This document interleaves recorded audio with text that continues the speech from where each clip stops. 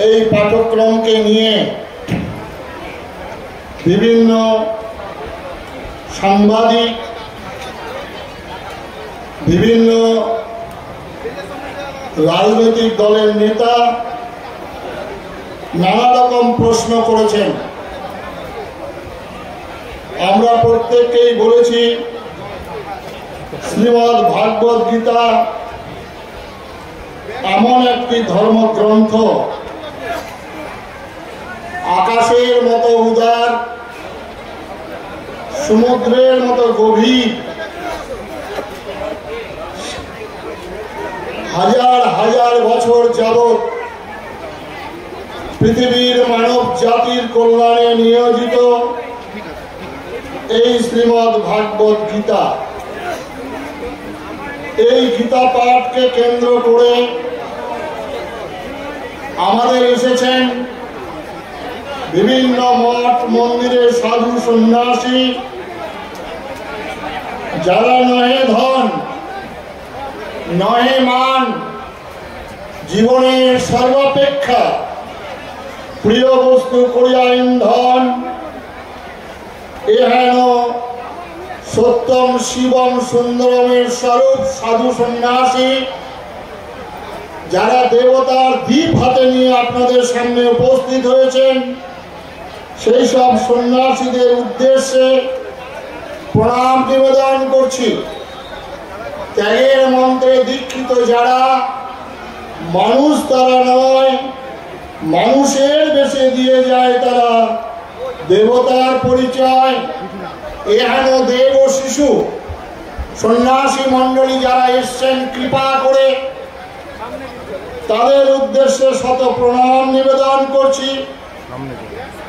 সন্ন্যাসী ভাই আপনারা সেদিন যেমন দধিচির বস্তি নিয়ে মেঘাসুরকে বধ করেছিলেন, আপনারা সন্ন্যাসী, আপনারা কোন রাজনৈতিক দলের তাবেদার নন, আপনারা ভোট ভিখারি নন, আপনারা ঈশ্বরের সমর্পিত প্রাণ। সুতরাং আজকে আমাদের ভারতবর্ষের তথা বাংলার ঘোরতর দুর্দিনে সমগ্র সাধু সন্ন্যাসী মঠ মিশন সমস্ত ভারতবর্ষের সনাতনী মানুষের কাছে কাতর আবেদন, হাজার বছরের পরাধীনতাকে অতিক্রম করে আমরা এসেছিলাম। ব্রিটিশের রাজত্বে সূর্য অস্তমিত হতো না, সেটাও আমরা অতিক্রম করেছি। আজকের 24 সাল ভারতবর্ষের নতুন সূর্য উদিত হবে। ভারতবর্ষের আরেক নাম সূর্য।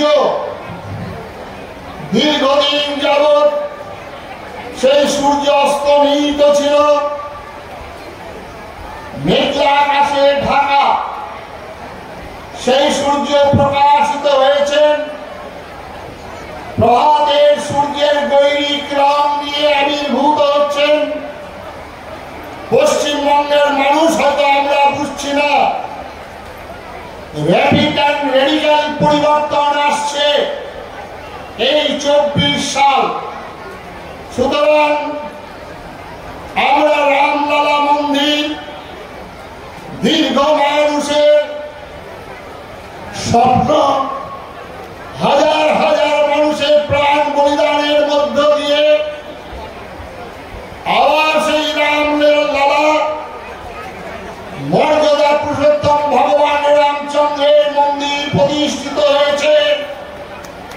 এই মন্দির প্রতিষ্ঠিতের মধ্য দিয়ে ভারতবর্ষের বিজয় যাত্রা শুরু হয়েছে। আমরা যারা আজকে পশ্চিমবঙ্গবাসী, এই বিজয় যাত্রার যাত্রী রূপে আমরাও চিহ্নিত থাকব। সেই সংকল্প গ্রহণ করতে হবে। সেদিন ভগবান রামচন্দ্রের সেতু বন্ধনে এনেছিলেন বড় বড় অনেক জম্বুবান হনুমানরা ছিলেন, কিন্তু আপনার আমার মতো কাঠবিড়ালিরাও সেই রামচন্দ্রের সেতু বন্ধনে আত্মনিয়োগ করেছিল, যোগদান করেছিল। আজকে যারা এখানে উপস্থিত হয়েছেন, এই সেতু বন্ধনে আমরা প্রত্যেকেই আমাদের নিজস্ব শক্তি দিয়ে আমরা তার সাক্ষী বহন করব এবং ভারতবর্ষের যে সূর্য উদয় হবে সেই সূর্যের আলোকে নিজেরা আলোকিত করব, এই প্রার্থনা আপনাদের কাছে। বন্ধুগণ, এই ভারতবর্ষের ম্যাজিস্ট্রেট ছিলেন আমাদের ঋষি বঙ্কিমচন্দ্র, এটা মনে রাখতে হবে। এই কারণেই মুর্শিদাবাদ জেলায় আমরা গীতা পাঠের আয়োজন করেছি। জানি অনেক নতুন নতুন মৌলবী সেজে অনেক রকম বক্তব্য তারা রাখবে, কিন্তু আমরা মুর্শিদাবাদ এখানেই সূর্য অস্তমিত হয়েছিল। বঙ্গতার গঙ্গোদকে বরণ করে নিল চুপে চুপে, বণিকের মানদণ্ড রাজদণ্ড রূপে দেখা দিল পৌরি সকালে। এই সেই মুর্শিদাবাদ জেলা। বিশ্বাসঘাতকতা করেছেন সেদিন রায়চাঁদ থেকে আরম্ভ করে জগৎ শেখ, তাদের কথাটাও মনে রাখতে হবে। আমরা আজকে বিশ্বাসঘাতকতা যদি করি তাহলে আমাদের ফল হবে নির্মম। সেদিন আসছে, আজকে ভারতবর্ষে কথা বলতেই হবে। কোন রাজনৈতিক দলের নেতা নয়, একদল যদি ভেড়ার নেতৃত্বে থাকে, একটা সিংহ সেনাপতি, নিঃসন্দেহে সেই ভেড়াদের জয় হয়। আর একদল সিংহের নেতৃত্বে যদি ভেড়া থাকে তাহলে অবশ্যই তার পরাজয় হবে। আমাদের ভারতবর্ষে এতদিন আমাদের ভেড়া নেতৃত্ব দিয়েছিল, তার জন্য আমাদের পরাজয়। আজকে আমরা পেয়েছি সিংহ ভারতবর্ষের নেতৃত্বে, শুধু সিংহ নয়, আমরা পেয়েছি এমন একজনকে তপস্বী, আমরা এমন একজনকে পেয়েছি ধার্মিক, আপনারা কল্পনা করতে পারবেন না। হয়তো কার্তিক মহারাজের সমালোচনা করবেন, করুন আপনারা, কিন্তু দ্বিধাহীন কণ্ঠে, দ্বিধাহীন চিত্তে, মুক্তহীন কণ্ঠে ঘোষণা করছি আমি আজকে ভারতবর্ষের একজন তপস্বী, ভারতবর্ষের একজন ত্যাগী আমাদের নেতৃত্বে আছেন। সুতরাং পশ্চিমবঙ্গের বাসী আপনারা আজকে চিন্তা করবেন, আজকে ওই বিনয় বাদল, দীনেশ ক্ষুদিরাম, নেতাজি সুভাষ, ওই বিবেকানন্দ, প্রণবানন্দ, ওই আমার প্রভু জগৎ বন্ধু, তাদের আত্মাগুলো কাঁদছে। আমরা আমাদের স্বাধীনতার জন্য আমরা বলিদান করিনি, আমরা ফাঁসির কাষ্ঠ চুম্বন করিনি, বুকের তালে রক্ত ঝলকে ঝলকে দেইনি। এই স্বাধীনতা গান দিয়েছিলাম, ধনধান্যে পুষ্পে ভরা মোদের এই বসুন্ধরা, তার মাঝে আছে এক দেশ সকল দেশের সেরা। আজকে যুবকরা পদে পদে গান গায়, আজকে চড়ছে চলে মোদের এই বসুন্ধরা, তার মাঝে আছে এক দেশ সকল দেশের সেরা। লজ্জা হয়, মাথা নত হয়ে যায়, আমি একজন বাঙালি। আজকে বাংলার ভাগ্যের কাছে আকাশ বাতাস মুখরিত হয়েছিল যাদের পদক পদক ধুলিতে।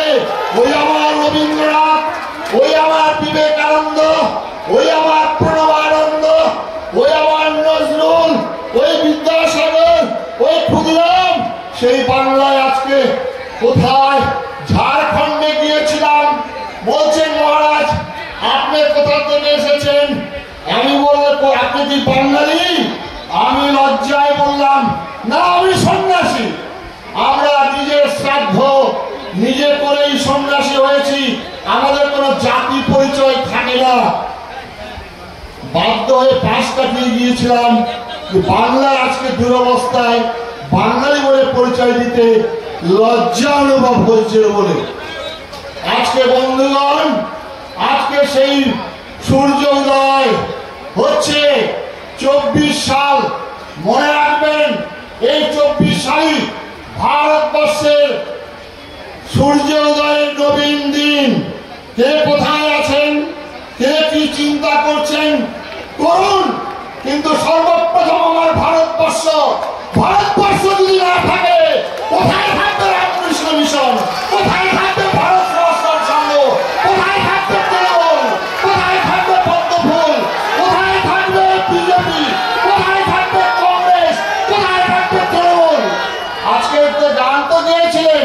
ঈশ্বর আল্লাহ জানতে নাম সবকে সম্মতি দে ভগবান।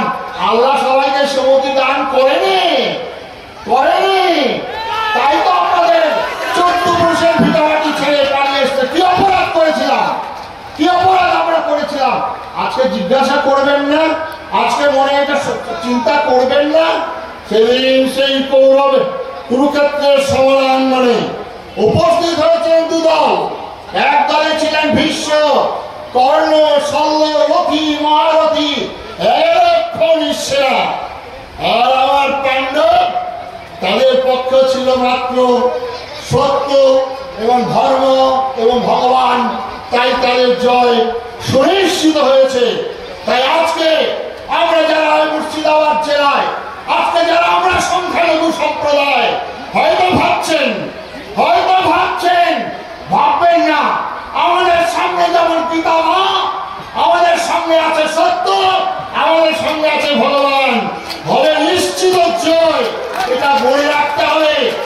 আজকে সবাইকে বলবো, শক্তি, এই শক্তি ছাড়া কখনো ভক্তি আসে না। আজকে মহাপ্রভুর জন্ম উৎসব, আগামী দিন মহাপ্রভুর জন্ম, মহাপ্রভুকে স্মরণ রাখবেন। যারা বৈষ্ণব ভক্তগণ আছেন, যারা কীর্তন করেন, যারা ভাগবত পাঠ করেন, যারা মহাপ্রভু তিনি ছিলেন সিংহ রাশি, সিংহ লগ্ন, সিংহ পুরুষ। এই চৈতন্য মহাপ্রভু, তার উচ্চতা ছিল 7.5 ফুটের উপরে, আর তার বুকের ছাতি ছিল 69 ইঞ্চি, পায়ের মাপ ছিল 16 ইঞ্চি। এই মহাপ্রভুকে স্মরণ করুন। এই মহাপ্রভু বলছেন ধর কাজী মার কাজী।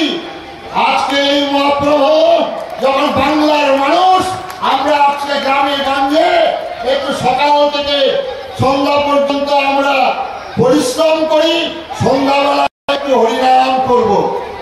কাজী ফতোয়া শক্তির কথা পশ্চিমবঙ্গে আমাদের এখানে বলা হয় আমরা নাকি বিবেকানন্দের বংশধর। খুব ভালো কথা। বিবেকানন্দের বাণী আপনাদের মুখস্থ আছে?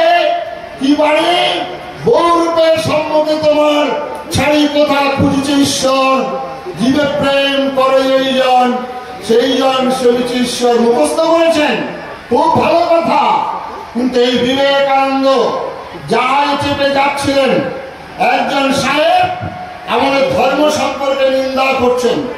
স্বামী বিবেকানন্দ গিয়ে তাকে বললেন, এ সাহেব, তুমি আমার ধর্মের মহত্তা, আমার ধর্মের উদারতা, আমার ধর্মের বিশ্বজনীন আদর্শ তুমি কিছুই জানো না, কেন শুধু শুধু তুমি আমার ধর্ম সম্পর্কে নিন্দা করছো?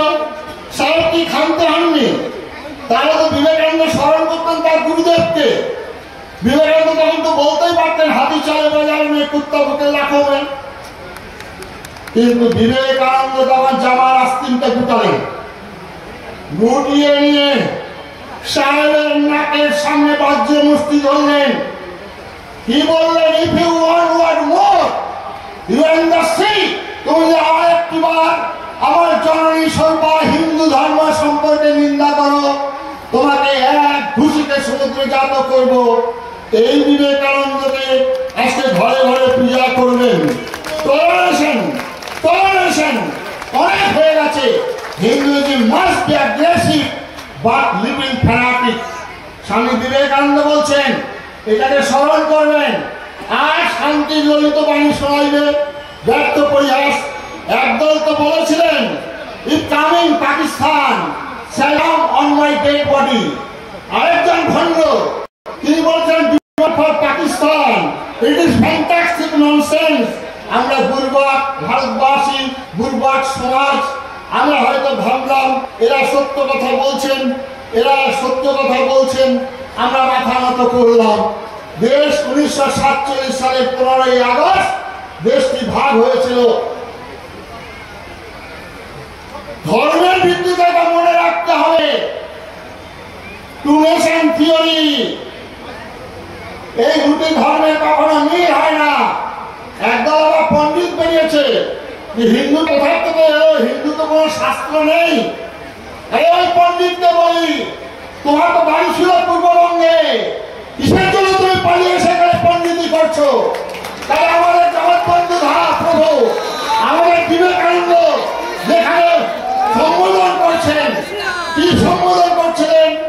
বলছেন বিবেকানন্দ, আমি এসেছি সেই প্রাচীন সন্ন্যাসী সমাজের পক্ষ থেকে, সর্বধর্মের জননী স্বরূপা সনাতন হিন্দু ধর্মের পক্ষ থেকে আমাদেরকে অভিনন্দন জ্ঞাপন করতেছি। মনে হচ্ছে বিবেকানন্দ থেকে বড় পণ্ডিত চলে এসছেন। আর তারপরে বললেন, সমস্ত দেশের বিতাড়িত জাতি গোষ্ঠীতে যে দেশ আশ্রয় দান করেছেন সে দেশের পক্ষ থেকে আপনাদের ধন্যবাদ জ্ঞাপন করতেছি। কি বলছেন? কে বলছেন? স্বামী বিবেকানন্দ। সুতরাং বিবেকানন্দের পাখি মনে রাখবেন। আবার তারপরে আমাদেরকে বলা হলো যে আমরা নজরুলের দেশের মানুষ। নজরুলের একটি কবিতা আপনারা সবাই মনে রেখেছেন, যে নজরুলের গান গাইলেন আমাদের সংস্কার ভারতী থেকে আমাদের ভাই বোনেরা। এই নজরুল বলেছিলেন, হে পার্থ সারথি বাজাও বাজাও তব পাঞ্চজন্য শঙ্খ, ধনুকেই টঙ্কার হানো হানো, গীতার মন্ত্রে জীবন দান।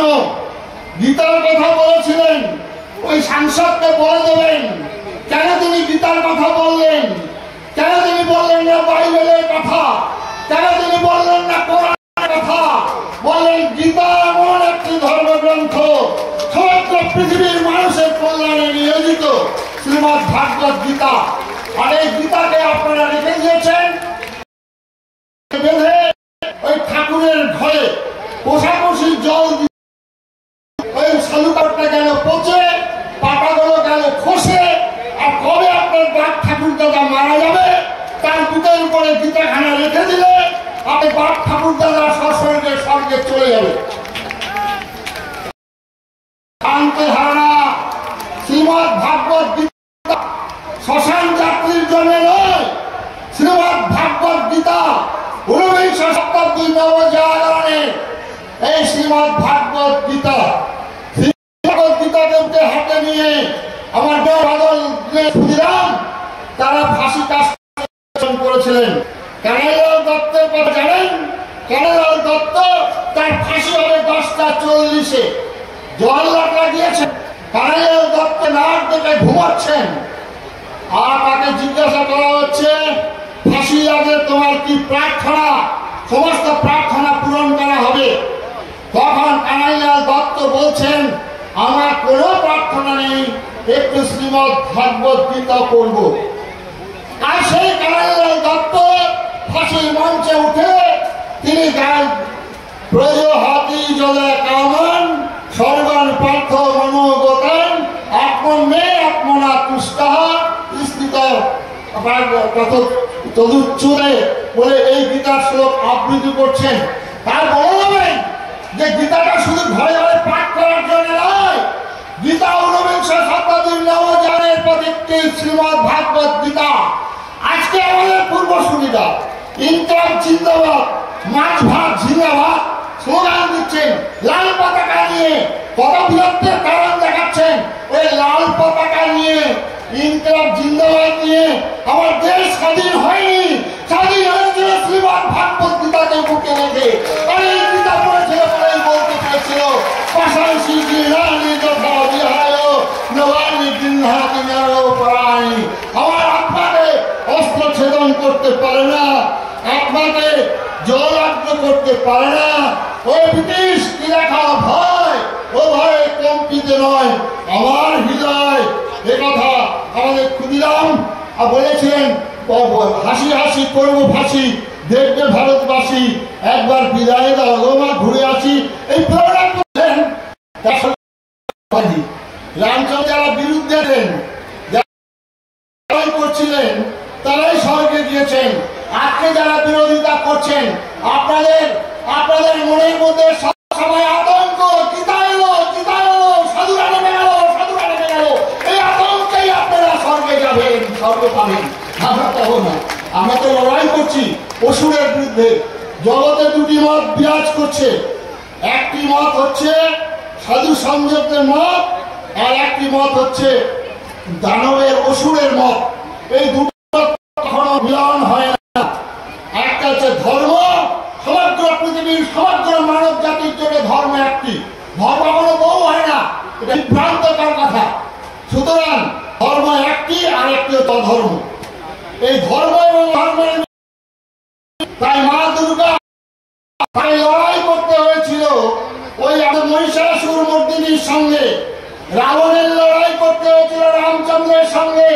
তাহলে বলতেই পারত রাবণ, এসো রামচন্দ্র, এসো রাবণ, তোমার মধ্যে যে আত্মা বিরাজ হচ্ছে, আমার মধ্যে সেই আত্মা আছে।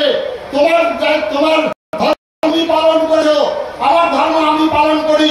এসো রাবণ, আমি তোমার সঙ্গে কোলাকুলি করি। এটা বলতেই পারতেন রামচন্দ্র। কিন্তু রামচন্দ্র অগণিত গ্রামবাসী বনবাসী ভাই বোনদেরকে সংগঠিত করে হিন্দুর ভগবান একের পর এক বাণ হেনে ওই অত্যাচারী নারী হত্যা ধরণকারী রাবণকে সবংশে নিধন করেছিলেন। এই শিক্ষা আজকে আপনাদের গ্রহণ করতে হবে ভাই। ভগবান কৃষ্ণ তিনি গীতাতে বলছেন, পরিত্রাণায় সাধুনাং বিনাশায় দুষ্কৃতাং ধর্ম সংস্থাপনার্থায়। যুগে যুগে বিনাশ কথাটা ব্যবহার করেছেন। বিনাশ কখনো রাজলীলার মধ্যে যে হয় না বন্ধুগণ, বিনাশ কখনো নৌকা বিলাসের মধ্যে যে হয় না বন্ধুগণ। বিনাশ কথাটা ব্যবহার করতে গেলে শক্তি শক্তি শক্তি প্রয়োজন হয়।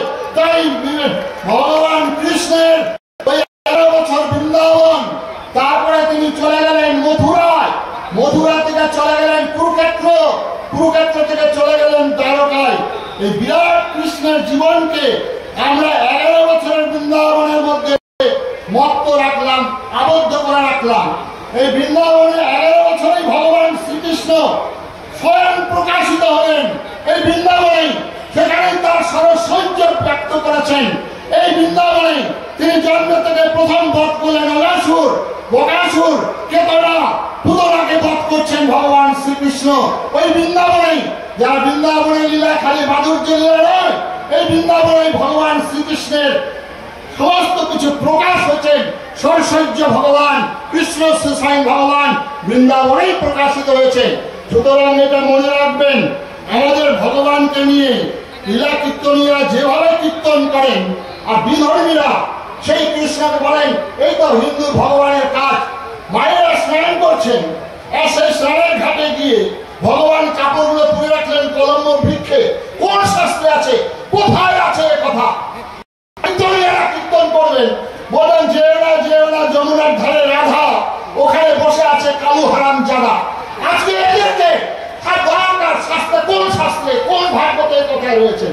কৃষ্ণ আপনার বঙ্কিমচন্দ্রের কৃষ্ণ চরিত্র, ডক্টর শশীভূষণ দাশগুপ্তের রাধার ক্রমবিকাশ বইটা একটু খুলে পড়বেন।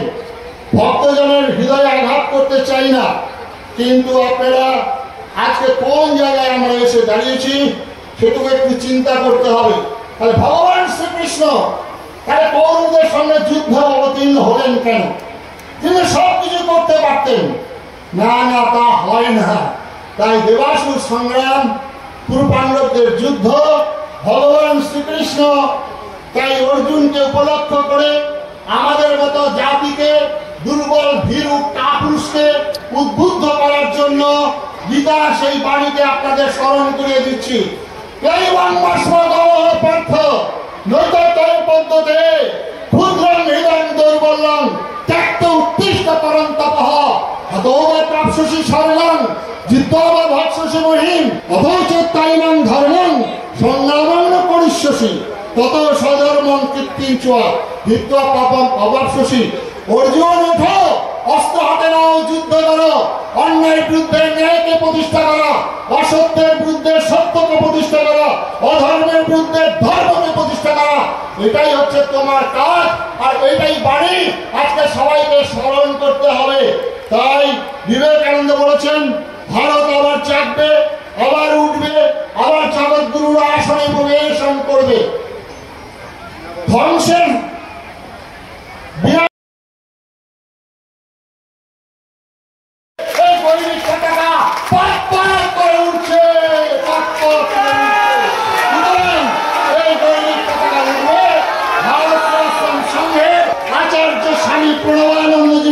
বলেছেন আমি আমি কাঠের মালায়, রুদ্রাক্ষের মালায়, তুলসীর মালায় আমি আজীবন জপ করেছি জাতি গঠন, জাতি গঠন, জাতি গঠনের মালায়।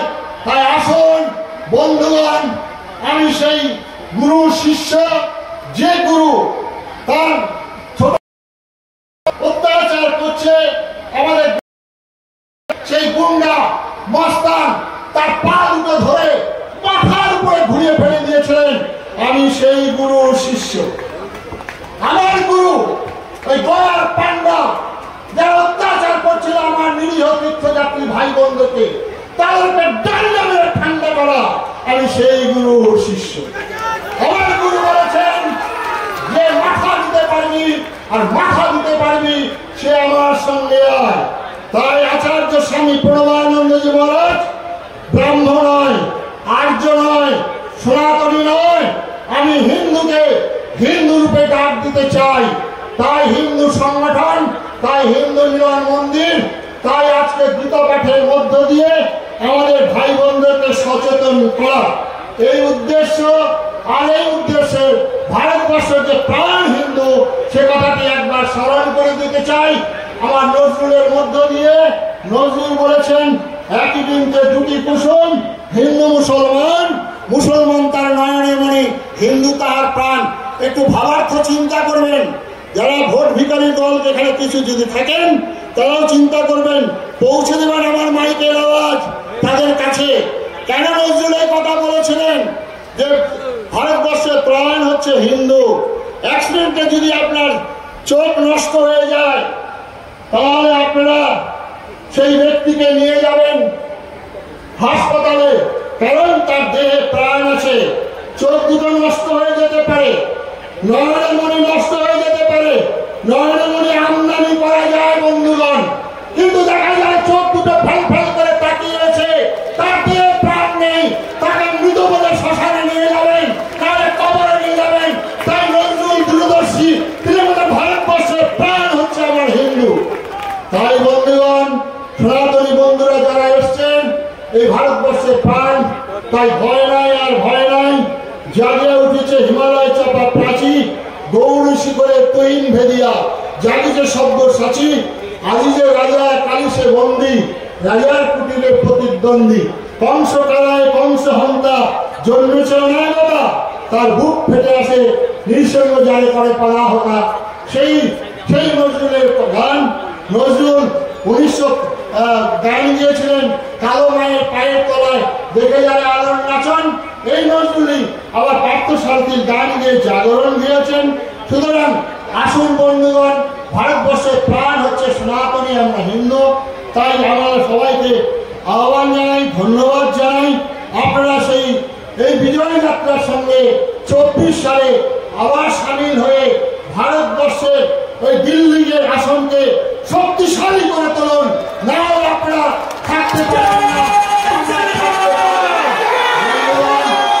কথা বলবো সমঝদার চালিয়ে কাফি। সুতরাং আপনারা যারা সমঝদার মানুষ তারা বুঝতে পারছেন।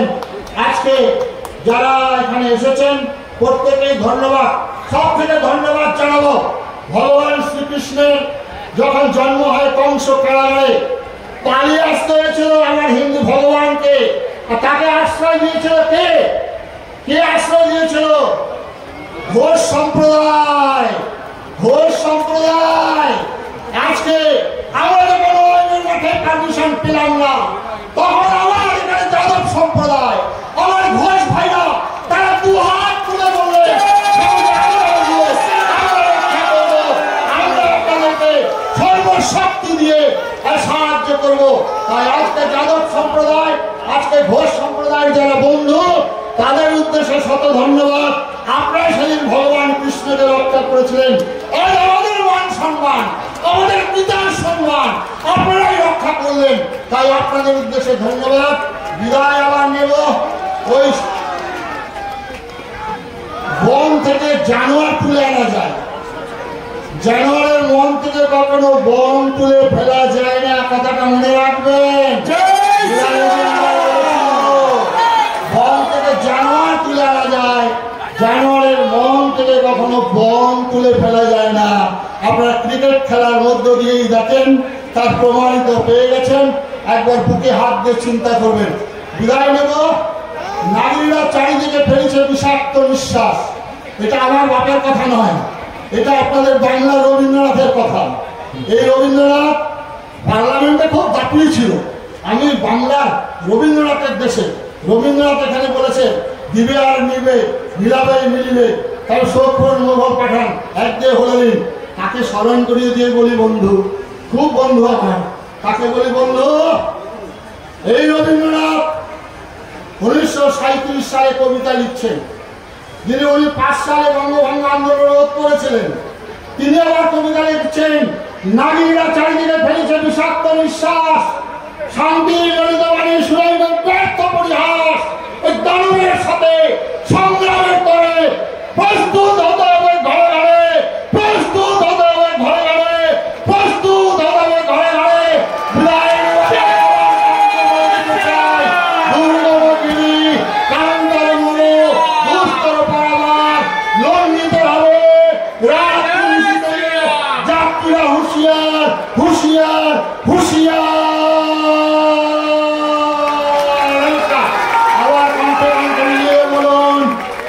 ওই দেবাদিদেব মহাদেব ত্রিশূল পিনাকধারী, রক্ত বংশ ধ্বংসকারী, দক্ষ যজ্ঞ নাশকারী দেবাদিদেব মহাদেব কি জয়। রক্ত বংশ ধ্বংসকারী ধনুর্বাণধারী ভগবান রামচন্দ্র কি জয়। সুদর্শন চক্রধারী ধর্মরাষ্ট্র সংগঠনকারী ভগবান শ্রীকৃষ্ণ কি জয়। বন্দে মাতরম, বন্দে মাতরম, বন্দে মাতরম, বন্দে মাতরম, বন্দে মাতরম, বন্দে মাতরম। অতীতকার মানুষগুলি দুঃখিত, তারা বন্দে মাতরম বললেন।